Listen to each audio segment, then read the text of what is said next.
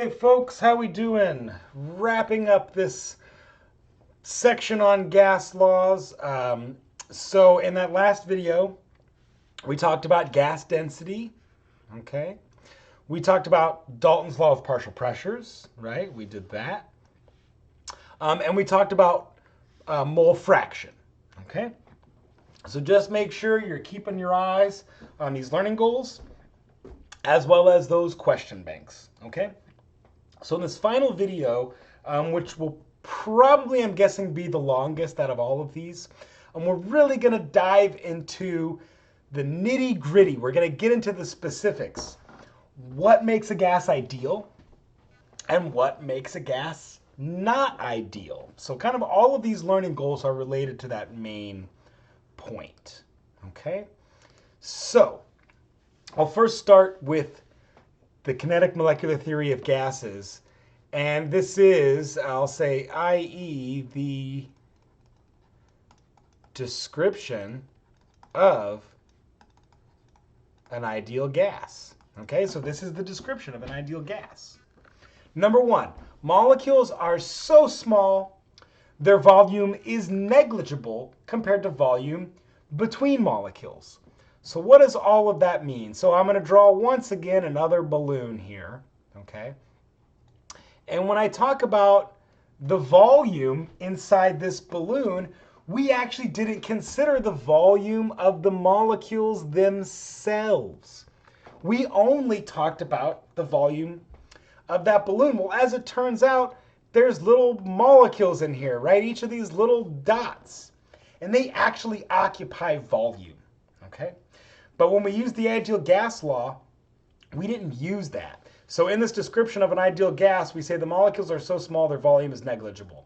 Well, as it turns out, there's conditions where that is not true.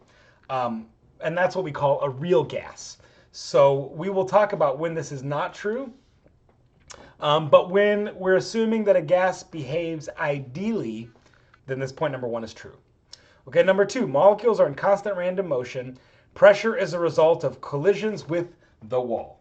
Okay, so this is not only true with ideal gas law, but this is also true with real gases. Okay, so I'm going to make a column here. We'll say real gases, ideal gases. Okay, so that means that the pressure that we measure in this balloon is actually a result of all of these little molecules colliding with the wall. Okay. Now, that's true for ideal gases. That's true for real gases. But what's also true, what is also going on in real gases is that those molecules can actually collide with each other. So let's go to point number three. Molecules have no interaction with each other. That's true with ideal gases, but not so much with real gases, okay? So molecules, for real gases, they do interact with each other. And those interactions create more collisions, okay? But in the ideal gas approximation, molecules have no interaction with each other. Okay, number four, this is true for both ideal gases and for real gases. The average, and I'm going to underscore, box, highlight, average kinetic energy is directly proportional to temperature. So in other words, as you increase the temperature of a gas, you increase its kinetic energy. Well, kinetic energy gives us the energy of motion. So when all these gases are moving around, colliding all over the place, okay, the hotter they are, the more crazy they're moving around, the more kinetic energy they have. This was what we saw as the case in Charles' law with volume and temperature, right? As those gases get hotter, they push the balloon out. As they get colder, they condense, okay? So let's get into this a little bit more, all right? So here's kind of the idea behind this pressure and collisions and so on. So here we have the wall, and the wall would be like the outside of our container, okay? When you have a low pressure sample, there's very little interaction of this molecule interacting with the wall. When we have a high pressure sample, not only can all these molecules collide with the wall, but they can all collide with each other. Okay? And so when we start to think about all these kinetic molecular theory things I talked about, like, you know, the molecules not having any volume or the molecules not having any interaction with each other, then as it turns out, this, you know, and I'm going to put it in quotes, low and high, because we don't really have a baseline for what that means yet. Small or big. Well, what's in the middle, right? What number is in the middle, okay? So, well, as it turns out, this is kind of a picture of an ideal gas, right? Low pressure, as it turns out, is very ideal, okay? High pressure is very non-ideal or reality, okay? Doesn't have to mean that when you're in a low pressure environment, you're not in reality. It just means when you're in low pressure, gases are going to behave ideally. When you're in a high pressure sample, gases are going to behave non-ideally because of all these collisions and also because of the volume that we're not accounting for from these molecules themselves, okay? So now what about this kinetic energy? Okay, so here I'm throwing some equations at you. You're not gonna have to memorize these equations, but this is kind of a plug and chug, okay? So the kinetic energy of a gas, this is the equation, is 3/2 times RT. So as you can see, when temperature gets bigger, the kinetic energy gets bigger, okay? Also that we can calculate the root mean square. So root mean square is just a fancy way of doing an average.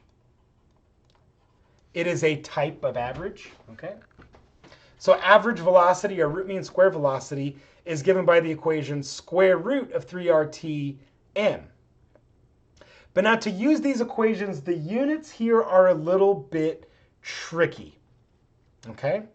The molar mass has to be in kilograms per mole, and the flavor of R we use has to be 8.314 joule per mole K. This will become, I think, a little bit more obvious as we move through the course, as we get into talking more about energy. But for now, what I'm going to tell you is R, this has to be this flavor, 8.314 joule per mole K, and our molar mass has to be in kilogram per mole. So how do we use this equation? Okay, calculate the RMS velocity of nitrogen molecules at 300 Kelvin in meters per second and miles per hour. Okay, so the molar mass of nitrogen, so the book uses that fancy M, is 28.00 grams per mole. I need to make that a kilogram per mole to use in this equation. So there's 1,000 grams in 1 kilogram. Which means the mass we have to use is 0.02800 kilograms per mole. Okay, and I'm going to show to you right now how these units work out. So the VRMS equals, it's going to be 3 times 8.314. So 1 joule, this unit joule, in our dimensional analysis is actually a kilogram times a meter squared divided by a second squared. You don't have to memorize this. I'm putting it on here so that we can see it. So this unit gets crazy. So that's 8.314. Check it out. Kilograms times meter squared divided by second squared divided by mole divided by K. It's a crazy set of units in this equation. But follow with me here. It's 3 times all that stuff, times, we used 300 point Kelvin, so 3 sig figs, and now divided by the molar mass in kilograms per mole, 0.02800 kilograms in a mole. And then look, this is all square root. Okay, so let's check out the units. So the kilogram, or excuse me, the Kelvin cancels the Kelvin. The kilogram cancels with the kilogram, and the mole cancels with the mole, and the unit that I'm left with here is a meter squared per second squared, all square root. So that's going to give me answers in meters per second. So all I have to remember is use the right flavor of R, 8.314, and mass has to be in kilogram per mole. And I could calculate the velocity of any molecule based on what temperature that molecule is. So let's do it. It's a crazy number that we end up getting. So 3 times 8.314 times 300 divided by 0.028. And I got to take the square root of this whole thing. That button right there, yes. That would be 517 meters per second. That is crazy. That's a crazy velocity. I'll show you how crazy that is. There's roughly 1,600 meters in 1 mile, and there's 3,600 seconds in 1 hour. I get 3,600 because 60 seconds in 1 minute, 60 minutes in 1 hour. 60 times 60 is 3,600. Okay, so let's do it right here. Oops, I could have left that in my calculator. That's okay. 517 times 3,600 equals, divided by 1,600 equals, yep. So 517 meters per second is the same as 1,160 miles per hour. Yes, this is for real. Okay, molecules move incredibly fast. Right now, it's about 300 Kelvin. It's a little bit colder than 300 Kelvin, but all the same, there's nitrogen molecules zipping by me at 1,000 miles an hour. Seriously. Okay, so what is the significance of that number? I'm going to come back to these numbers in a little bit, all right, and talk about the significance. But mostly what I also want to make sure we remember, okay, these numbers are, they give me the average, okay? And I'm not going to give you the formula for how we calculate, you know, the non-average, like any random observation. That's actually what I teach in my upper division senior level class, physical chemistry. We get into the physics of chemistry, all this good stuff.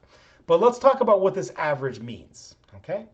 So here is a graph that I want to show you. Let's focus on the one on the left for now, okay? Notice this has a distribution of velocities. So it's a bell curve of velocities. That's where we get the average from, okay? The average velocity of any of these molecules is going to be given by this peak value, right? And check it out, if I trace that all the way down, you know, at 300 Kelvin, we calculated that it was roughly 500 meters per second. Well, there you go, right?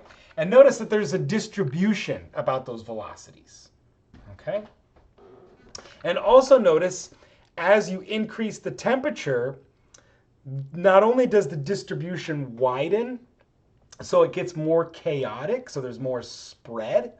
So that's what we should interpret. So like if I have a Gaussian, or if I have a distribution that looks like this versus one that looks like this, okay?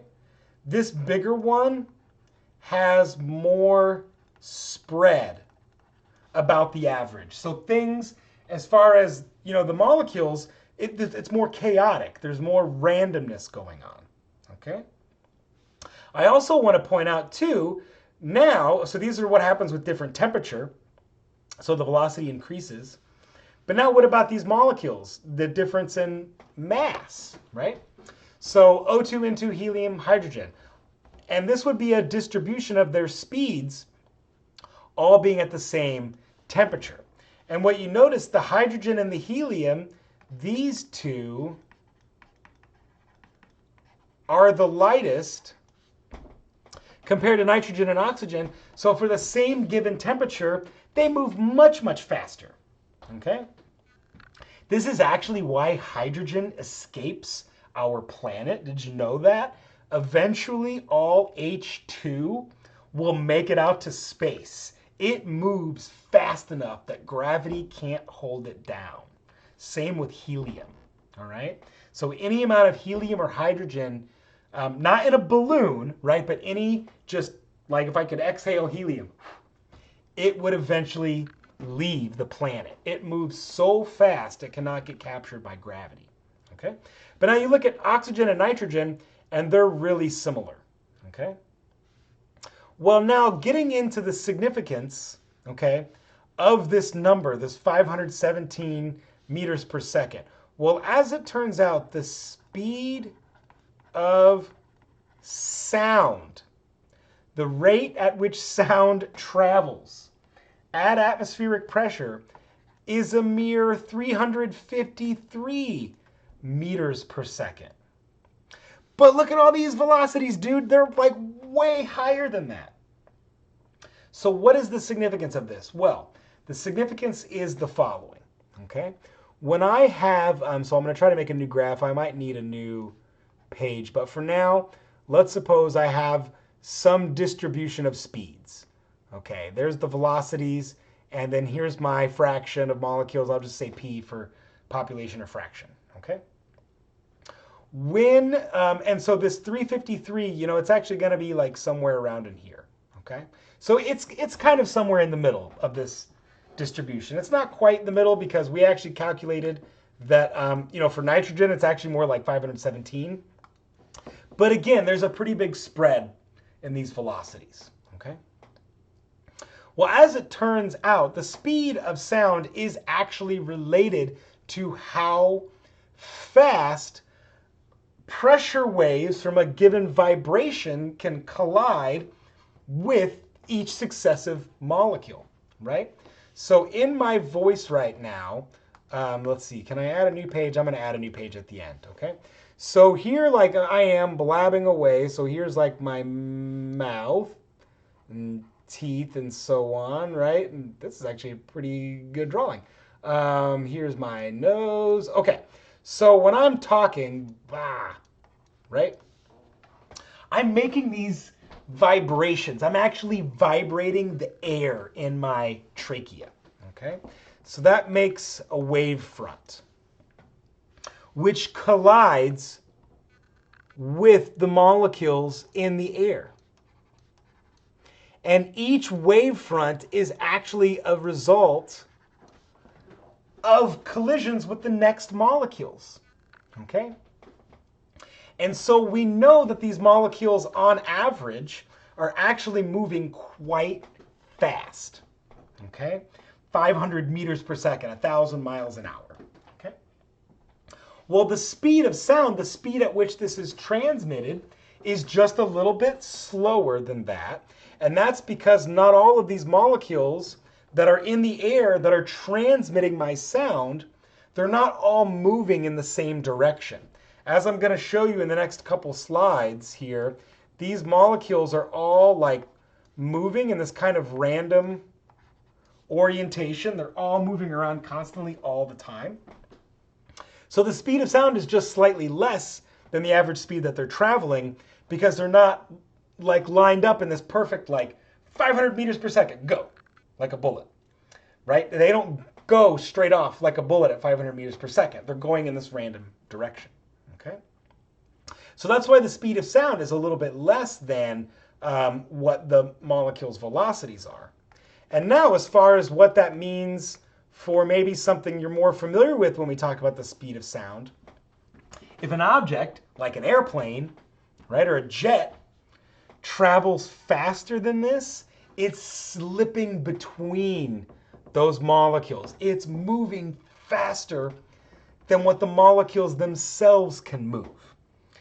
And it creates a sonic boom as a result. It's really cool. It's a really cool phenomenon, this whole idea related to speed of sound and the fact that it's actually these molecules zipping along that's transmitting sound for us. So of course that means there's no sound in vacuum. There's no sound in space. And any science fiction show you've seen where you can hear the explosions or lasers, beep, beep, beep, beep, beep, like stuff blowing up in space, not real, can't happen, cannot have sound in space, can't be done.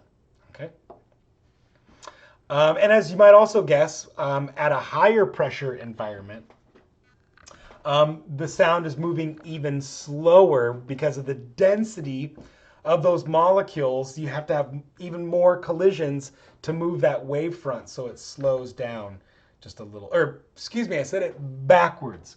It speeds it up because of the density. There's more of those molecules to advance that wavefront.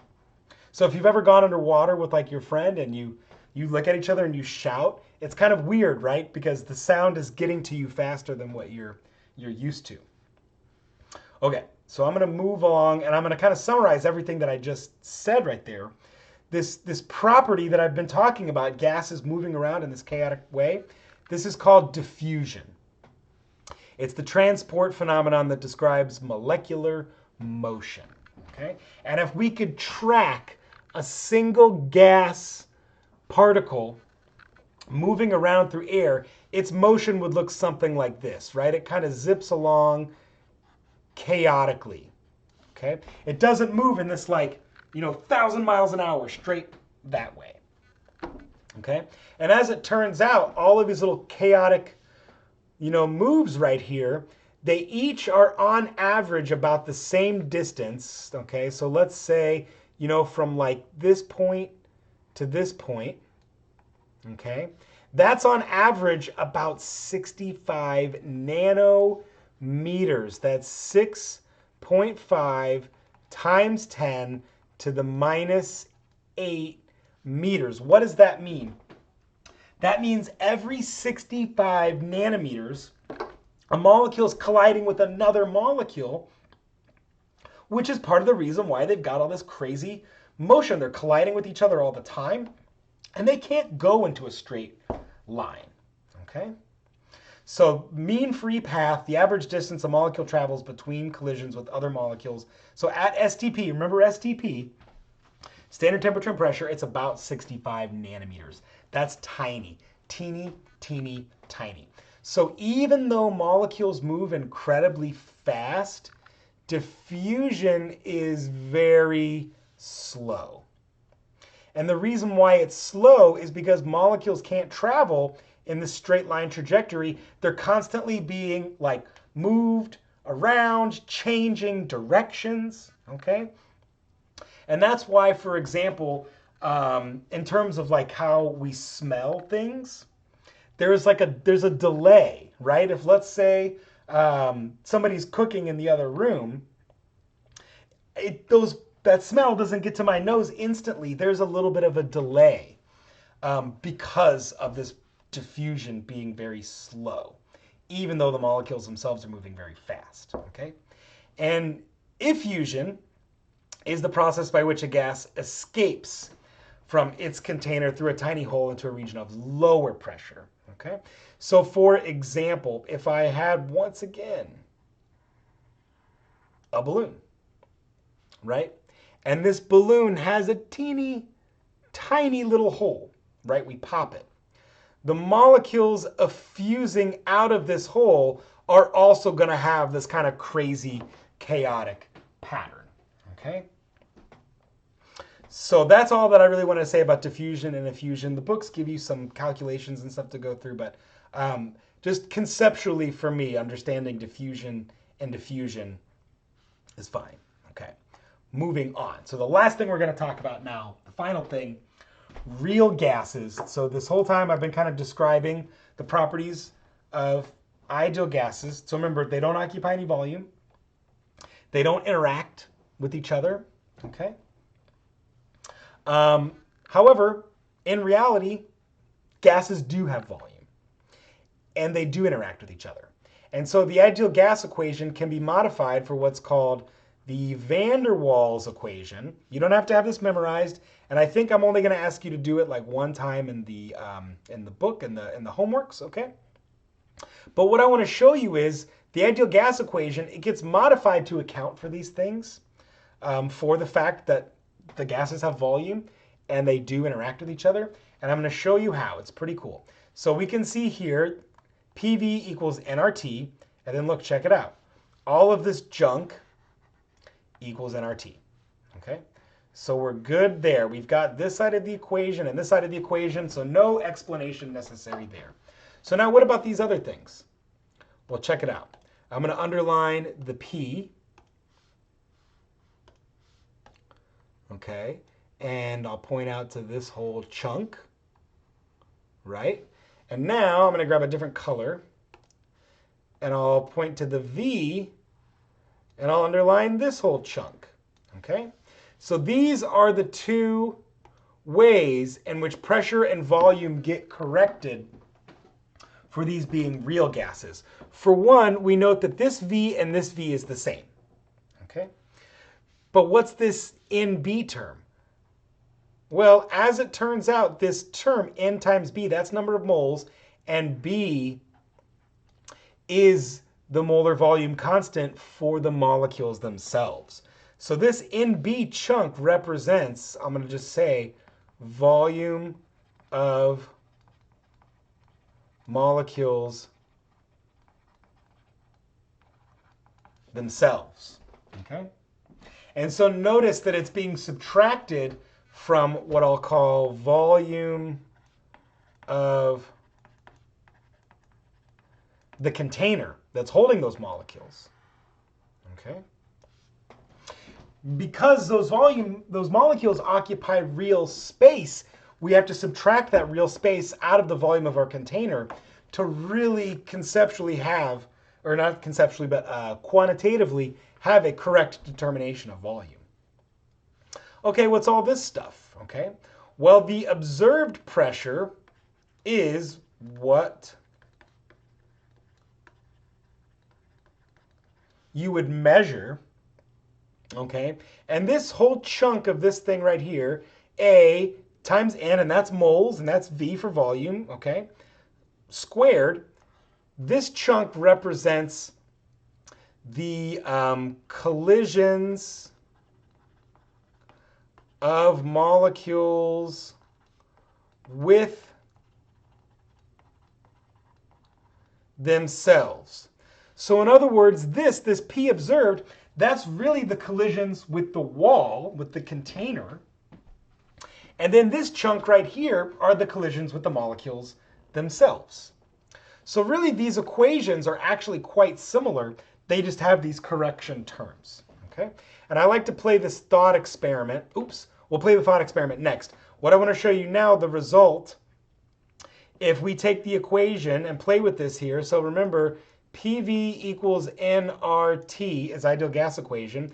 If I divide both sides of this equation by nRT, let's do that. Divide this by nRT and divide this by nRT. Then I get PV divided by nRT equals 1, right? And so if I were to then plug in what I would actually measure. So keep in mind, right, the ideal gas equation, it's just an equation. It doesn't necessarily give us the correct pressure that we would actually measure, okay? So this PV divided by nRT equals 1, that's the ideal gas line. And look, here that line actually is, okay? But now look what happens. So here for nitrogen, methane, hydrogen, carbon dioxide, if we were to actually make measurements of the pressure and then plug it back into this equation, look what happens. They don't actually hover through this line, okay? And, you know, 1,000 atmospheres, I want you to really have this impression. 1,000 atmospheres is crazy. You could make a diamond with 1,000 atmospheres out of a piece of graphite. I mean, that is insane pressure, okay? The pressures that we deal with in our atmosphere, like I'm going to make a red box around it, okay? You know, like a tiny little red box right there, and I'll say like, you know, this red box represents us at sea level. So in other words, in, you know, most cases, all of these gases behave ideally. Like if you zoom way in, you see they're all around that 1.0 mark, okay? So at sea level, these things are always behaving ideally. But you notice when you go to really humongous pressures, they're not so ideal anymore. And that's what I kind of talked about at this very beginning slide. Yes, that a low pressure sample is fairly ideal. A high pressure sample is not ideal. Well, as it turns out, low pressure is about atmospheric pressure and lower. Okay? So in the grand scheme of things, in the grand universal scale, all right, atmospheric pressure on planet Earth is fairly low in the grand scheme of things. Okay? So this high pressure sample would have to be much, much greater than atmospheric pressure. Okay? And so obviously out in space, gases behave extremely ideal. They're very ideal in space. Okay? It's these really high pressure situations where gases do not behave ideally. So now what about temperature? Okay? So now this graph is still the same situation, PV divided by nRT. The 1.0 line is the ideal line. And now this is the same gas, but at different temperatures. And check it out, 293, that's about room temperature. And if you follow this curve here, and I draw a box around this once again, you'll notice that the black curve, this 293 curve, right, it's hanging around that ideal gas line very well, okay? But when you get outside of that temperature range, either lower than 293 or greater than 293, that really changes the way in which gases also behave ideally. So really this ideal gas range, it's kind of a coincidence that ideal gases are occurring around Earth conditions, okay? So ideal gases are really like planet Earth conditions, okay?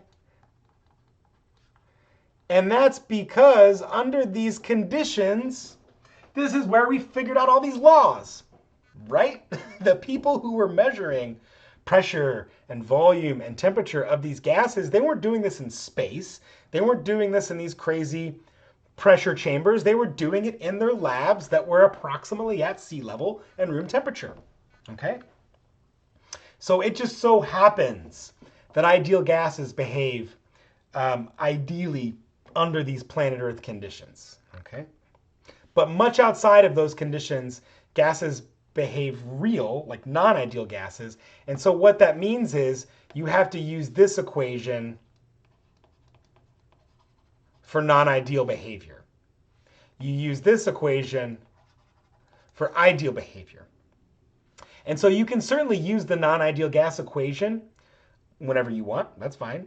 You just get an extremely accurate answer. And that answer, if it's under ideal conditions, will be extremely similar to what you get for the ideal gas law, okay? So now let's play a thought experiment, a fun thought experiment, okay? And so I'll remind you about STP, okay? STP says, just really quick before we start this thought experiment, STP says 273.15 Kelvin. It says 1 atmosphere, and it says 1 mole of gas occupies exactly 22.42 liters per mole for 1 mole of gas, okay? So here's our thought experiment. Suppose now we take 2 containers. So we're gonna say this is experiment 1 and experiment 2, okay? So first let's do experiment 1. We take a container, and the container is, just bear with me, this is why this is a thought experiment. I'm going to erase that because it's hard to see it. The container is exactly 22.42 liters, okay?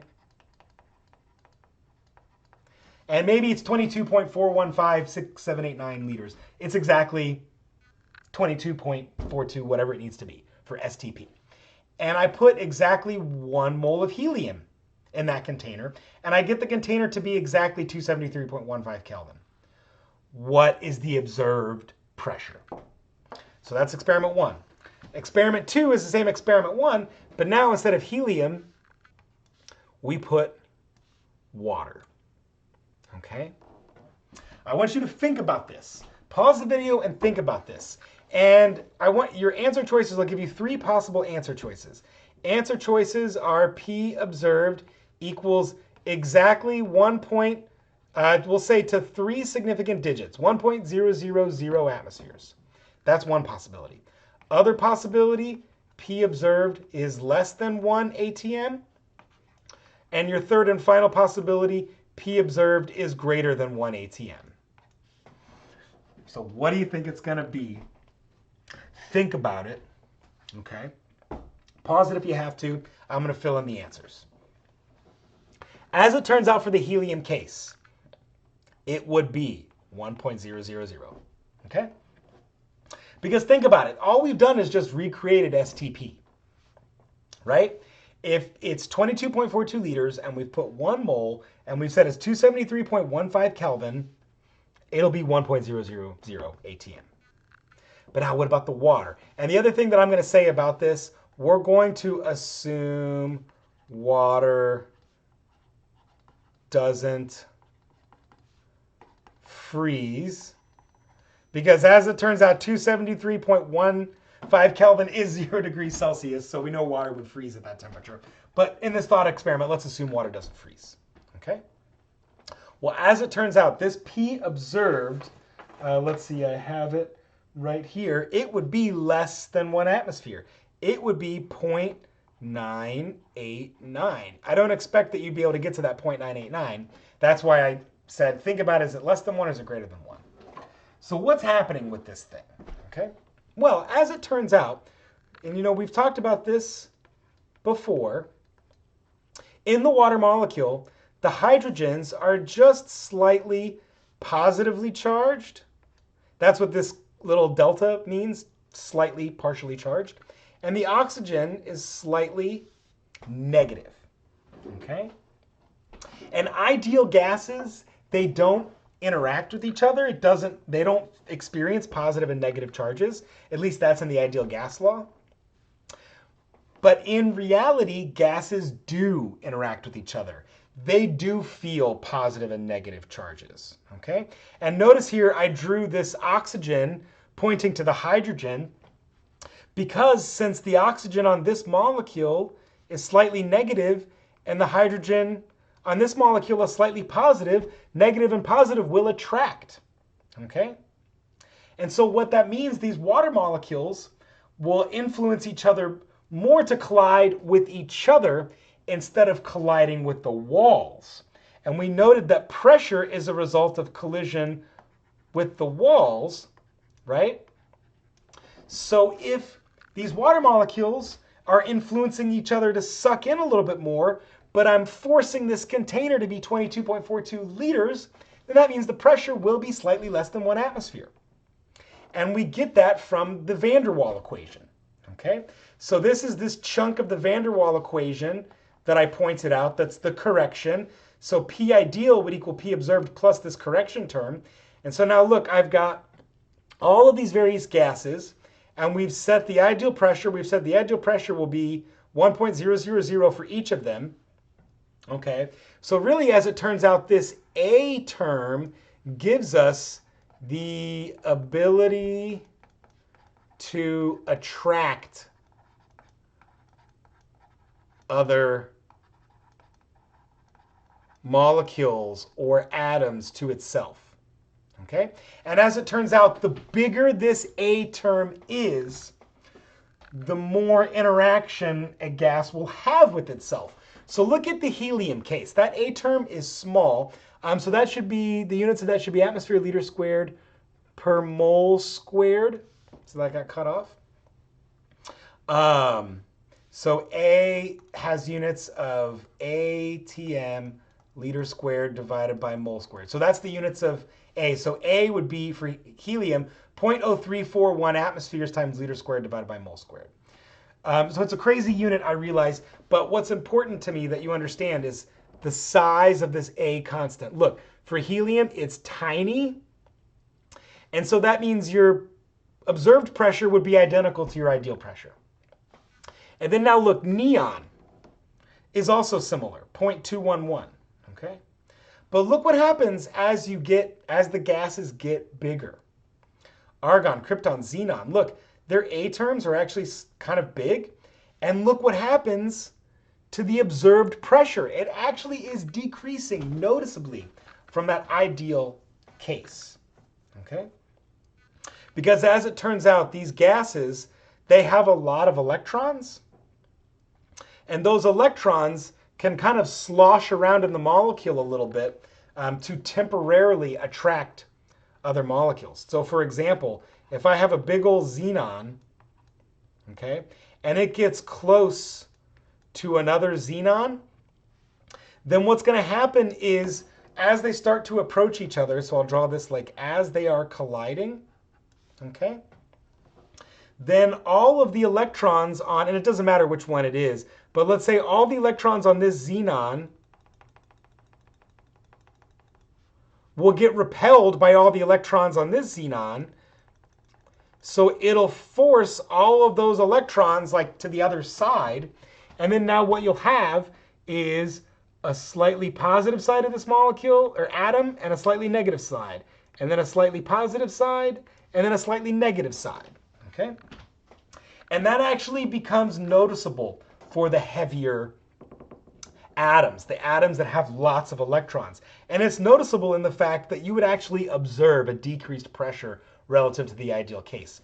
And now if you look at these molecules, chlorine, carbon dioxide, methane, ammonia, water, it's a very noticeable effect for them. Okay? Like water, 0.989, because of its ability to attract due to hydrogen bonding. Okay, so now what about the volume of the molecules themselves?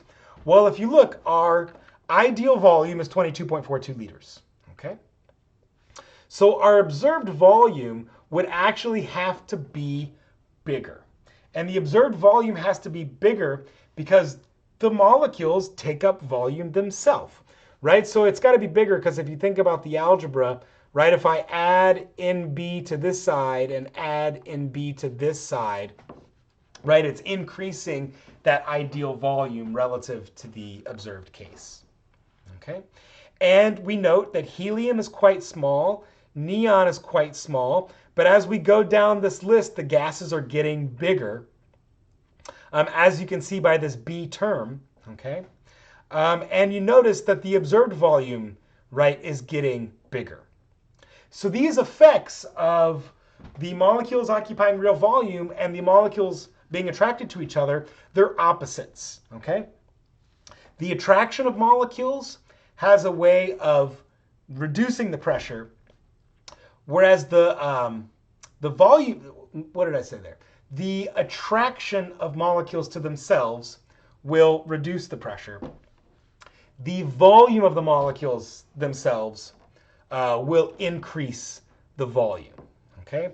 All of that being equal, when you consider both of those effects in the van der Waals equation, you get a very accurate determination of pressure or volume or temperature of moles of gases, okay? And you'll only have to do, I think, like one calculation on this in your homework. More important, what I want you to understand is kind of related to this idea, right? When we consider that molecules can actually attract themselves to each other, it reduces the pressure. When we consider that molecules actually occupy real volume, it will increase the volume of our sample, okay?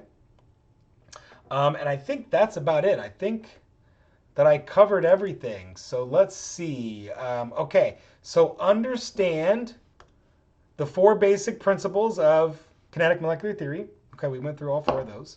So be able to calculate average kinetic energy of a gas as well as its root mean square velocity. So that's just a plug and chug. And the big thing with using these 2 equations is you have to use 8.314 for R, and you have to have kilogram per mole for the mass.